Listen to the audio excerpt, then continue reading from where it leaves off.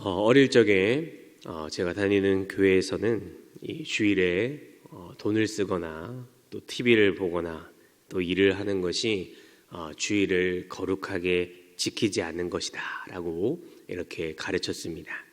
그래서 저도 어렸을 때는 부모님의 또 가르침을 받아서 주일에 거의 웬만하면 돈을 쓰지 않거나 아니면 밥도 거의 다 이제 집에서 먹게 되고 또 교회까지도 이 버스를 타지 않고 걸어 다녔던 그런 기억이 저에게 남아 있습니다. 근데 반면에 또 다른 친구가 다니는 교회는 또 저와는 다르게 주일에 영화도 보고 카페에서 또 사람도 만나고 그러한 것이 또 전혀 문제가 되지 않는 그러한 분위기의 교회였습니다. 그래서 제가 대학생이 되었을 때 친구들끼리 이것에 대해서 이것이 이러니까 좀 더 옳은 것 같다, 저것이 좀 더 저런 것 같아서 옳은 것 같다라는 그러한 서로가 의견을 나누고 토론했던 그러한 모습이 저에게 남아 있습니다. 물론 여러 가지 생각과 또 시선에 따라서 또 가지고 있는 신학적인 어떤 차이에 의해서 어떤 것이 맞다라고 이야기할 수 있겠지만 가장 중요한 것은 바로 하나님은 무엇보다 사람의 이 마음과 동기를 보시는 하나님이다라는 사실입니다. 오늘 본문은 이러한 차이를 우리가 어떻게 바라봐야 하는지에 대해서 아주 또 중요한 말씀이다라고 할 수 있는 것이죠. 먼저 우리가 1절 말씀을 보시면 이 믿음이 연약한 자를 받아주고 그의 의견을 비판하거나 판단하지 말라라고 말씀하고 있습니다. 1절에서 이 받대라고 하는 이 말은 무슨 말이냐면 공동체 안에서 나와는 다른 지체들을 형제 자매로 인정하고 그리고 그들에게 친절히 환영하는 태도를 의미하고 있습니다. 사실 받다라고 하는 이 말은 그냥 말이 아니라 명령의 말투로 우리가 볼 수 있는데요. 특별히 강한 자들에게 주어진 말씀이다라는 것을 볼 수가 있다라는 것입니다.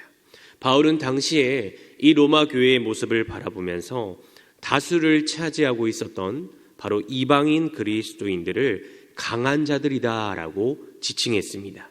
따라서 이는 음식과 관련된 율법을 지켜라고 하는 그 소수인 유대인 그리스도인들을 너희들이 비판 없이 품을 줄 아는 강한 자들로 그들을 받아라라고 강하게 이야기를 하고 있었다라는 것이죠.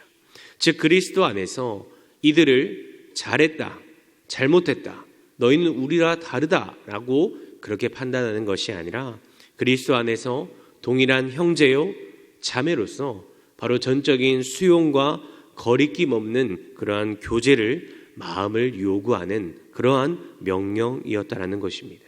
실제로 이 로마 교회의 구성원들은 바로 유대인 그리스도인들과 이방인 그리스도인 그렇게 많은 사람들로 혼재되어 있었기 때문에 그들은 많은 갈등을 겪었습니다.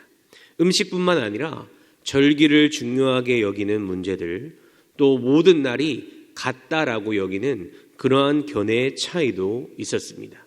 여러분, 물론 이 사람들의 모임 속에는 늘 갈등이 존재하게 됩니다. 우리 교회도 어떻죠?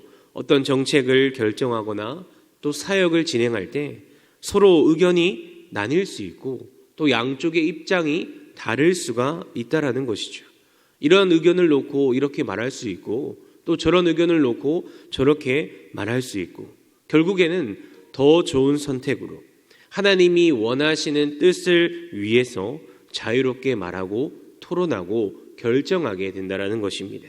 그러나 문제는 이 다름을 놓고 우리가 어떻게 그것에 대해서 나아가야 하는지 서로 판단을 해버리는 그 부분까지 나아가고 서로를 업신여기는 태도를 가지고 너는 틀렸다라는 그러한 정죄함의 마음과 말들이 바로 문제라는 것을 우리에게 보여주고 있는 것입니다.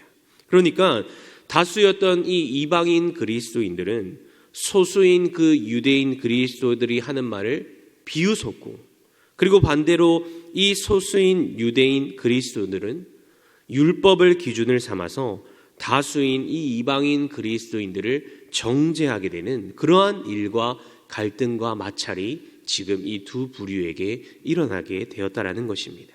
바울은 바로 이러한 모습들이 공동체를 해치는 매우 심각한 문제임을 지적하고 있다라는 것이죠.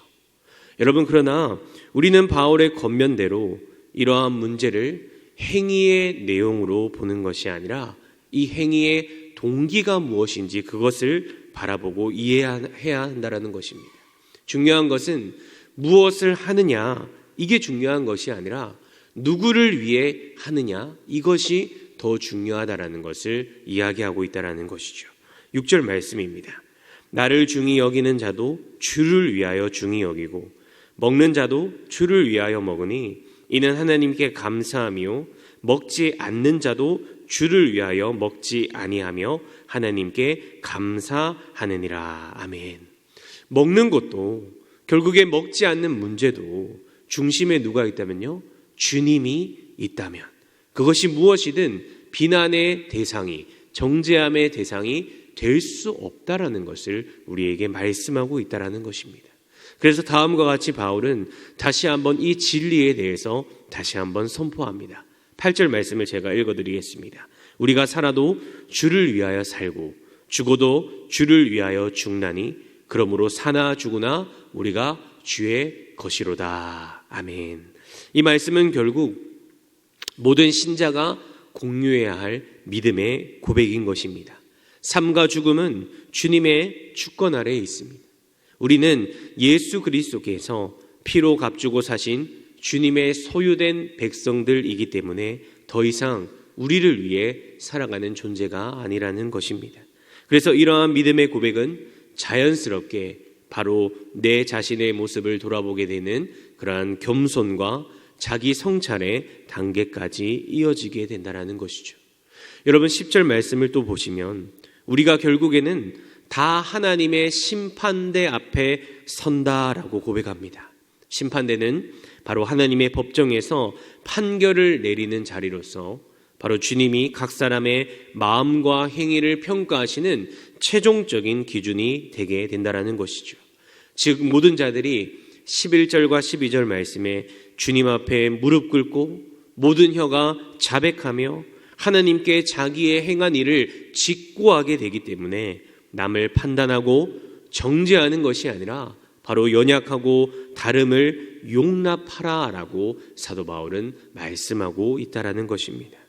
오늘 말씀을 통해서 여러분, 이 진리의 복음에 대한 부분 말고는 모든 부분을 자유롭게 연약한 자를 품고 용납할 수 있는 우리 모두가 되기를 주님의 이름으로 축복합니다.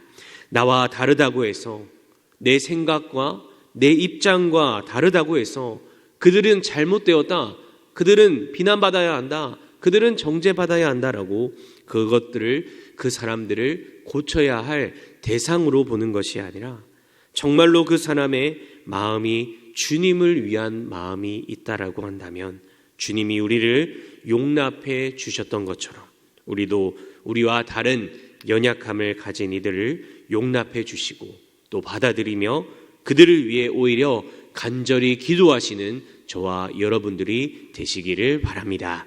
그래서 하나님의 은혜와 사랑이 가득 찬 서로의 연약함과 다름을 우리가 용납하고 주님 안에서 더욱 아름답게 세워져 가는 우리 강연교회 모든 성도님들이 되시길, 또 그러한 귀한 주님이 원하시는 공동체가 되시길 간절히 주님의 이름으로 축복합니다.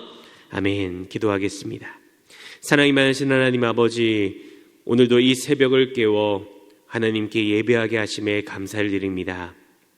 오늘 말씀을 기억하여 우리의 모습이 다르고 성격이 다르고 또 생각이 다르고 마음에 들지 않는다라고 할지라도 복음의 진리의 부분을 제외하고는 모두가 다 자유하며 예수의 마음과 사랑으로 서로 용납하고 하나 되는 믿음의 공동체가 되게 하여 주시옵소서. 마음의 중심이 늘 주를 위한 우리 모두가 되게 하여 주시고 그로 인해서 죄와 허물은 덮어주고 또 예수님의 사랑이 더욱 드러나는 믿음의 광연교회 공동체가 되게 하여 주시옵소서. 모든 것 감사드리며 이 모든 말씀 살아계신 예수님의 이름으로 간절히 기도하옵나이다. 아멘.